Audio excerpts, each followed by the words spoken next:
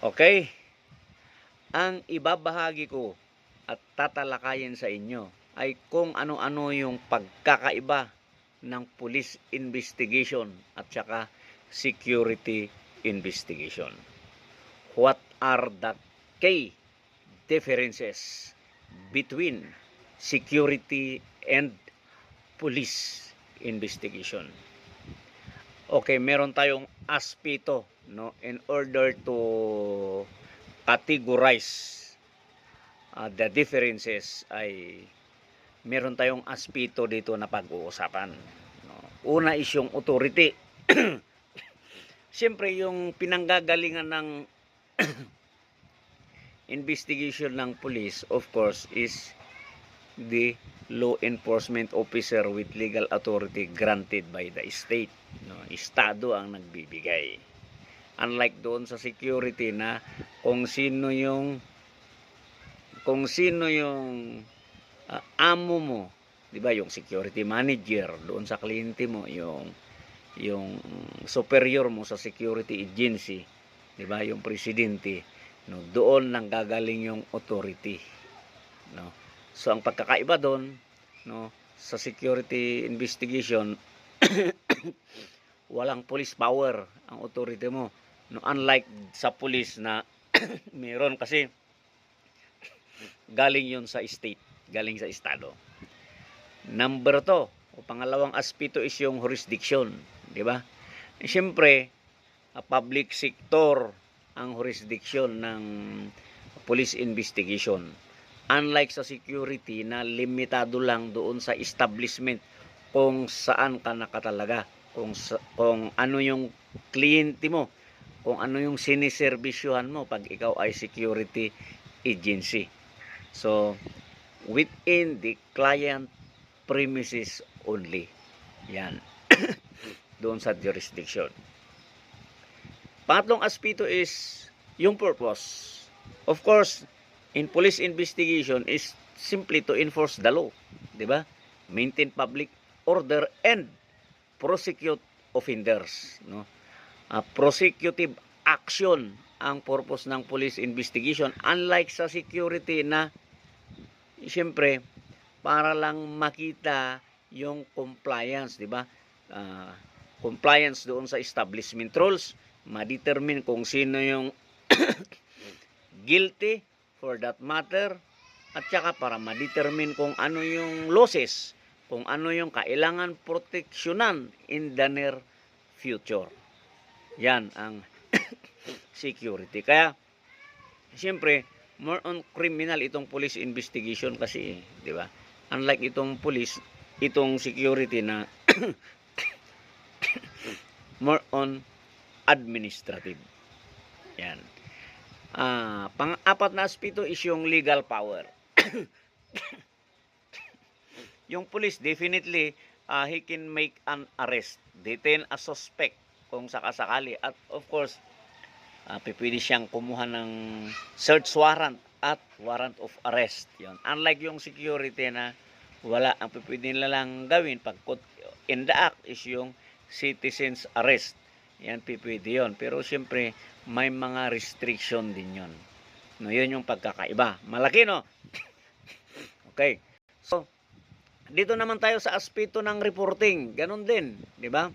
Prosecutive action kasi yung report ng ano. Kaya nga ang pag ikaw ay investigador na police, siyempre kailangan, siyempre makapag-report ka purposely, di ba, for prosecutive action, at saka tatayo ano pa yan, titistiguan mo, di ba? Parang magiging successful ka na investigator, kailangan makonvict, di ba? Yung suspect, no, unlike dito sa security na isubmit lang doon sa company at bahala na yung company kung anong disposition. Kahit guilty, kung ayaw bigyan ng matinding verdict ng company, kung ipapardon, wala tayong magagawa. Kasi decision nila yon. Kasi violation of company policies. Unlike kung gumawa ng felony sa loob ng establishment, yung mga criminal act. Pero ganun pa rin sa experience ko, lalo na pag hotel industry, nagkasala na nga ng di ba, felony, gumawa na nga ng criminal siyempre to protect the interest, di ba, of the establishment, minsan inaayos na doon, hanggang doon na lang yon. Pero ako that time, hindi pa uso yung ano eh. Hindi pa uso yung registered eh. Eh siyempre, makabayan tayo eh. Di ba pag may mga ganun na na-encounter ko sa mga hotel, sa mga mall, na nakikita ko naman na felony, di ba? Eh, tinitimbre ko yan sa tropa. Tinitimbre ko yan sa polis. Positive yan. Hindi lang tayo lumulutang, pero mamaya mababalitaan na lang natin, nahuli. Kasi nandun na lahat yung detalye. Ay, siyempre, ano tayo eh, makabayan tayo eh. Kaya ginagawa natin yon. Basta tayo naman, honest to goodness. Siyempre, ginawa niya, di ba? Kailan nilang panindigan. Pero lang yun eh, kung criminal ka, gumawa ka ng ano, huwag mong sabing nakalusot ka sa mga establishment, sa mall. Di ba? Sige, pardon ka nito, pero mamaya yari ka pagdating sa tropa. So, yun, yung pagkakaiba when it comes to reporting. Di ba?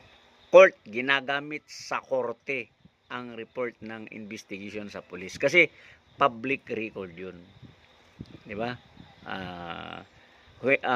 Pag sinabing public record, no, therefore, hindi pwedeng itago ito sa publiko. Bagamat may restriction, siyempre, pero at least open siya.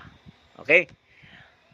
Ang susunod na aspito, di ba? Pang ilan yon? 1, 2, 3, 4, 5, 6, pang-anim. Yung focus ng investigation. Of course, nakapokus siya sa criminal behavior pag police investigation. Di ba? Dito naman sa security investigation, no, maliban doon sa criminal behavior, nakafocus din siya doon sa violations, di ba? Yung mga lapses, mga pagkakamali, di ba? Na violate ng suspect, kung empleyado man yan na nakagawa ng labag sa polisiya ng establishment. Yan. Susunod is evidence handling, di ba? Of course, again, ang ebidensya sa police, kinukuha yan purposely to use, di ba? Doon sa court. Prosecutive action nga, di ba? Kaya meron sinusunod diyan na chain of custody. May mga procedure diyan na sinusunod. No, ayon sa batas, no. Dito naman sa security investigation, depende yan sa policy ng ano, kasi may establish process flow naman na in-establish ng establishment. Although siyempre nandun naman sa process flow kung paano ito turn over doon sa ating kapulisan.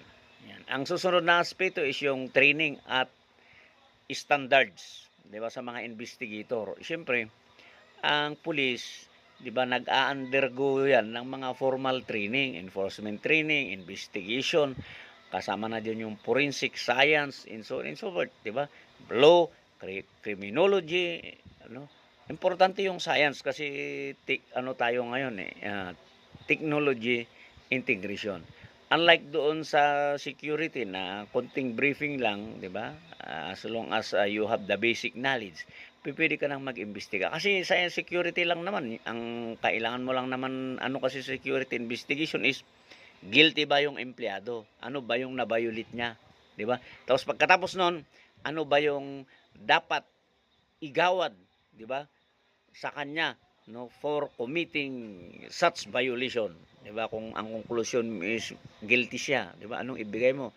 At saka ang huli, what are your recommendations, 'di ba, to avoid the recurrence of such incident in the near future? Yun yung security sa police. Wala ka ng diyan, basta importante mapakulong mo. Yun naman sa police. At yung huli is yung investigative outcome. Yun nga, 'di ba? Mapakulong mo, tapos na ang police investigation. Hindi ka kasi magiging successful na police investigator kung hanggang report ka lang. 'Di ba? Tapos pagdating sa korte, talo ka. 'Di ba? Kaya kailangan, pag ikaw ay police, kailangan hanggang korte, panalo ka para successful kang investigador. Kasi pag acquitted, ay mahina kang investigador, ganun 'yon. So sa empleyado naman, ganun din, no? It may lead for termination, suspension, whatever disciplinary action na maaring igawad ng kinauukulan. At kung ano yung kinauukulan, siyempre kung sino yung kliyente, no? in coordination with your agency, or depende sa agency in coordination with your client. Vice versa yun. No? So, yun ang pagkakaiba ng police investigation at saka security investigation. Napakalaki, no? So, hanggang sa muli.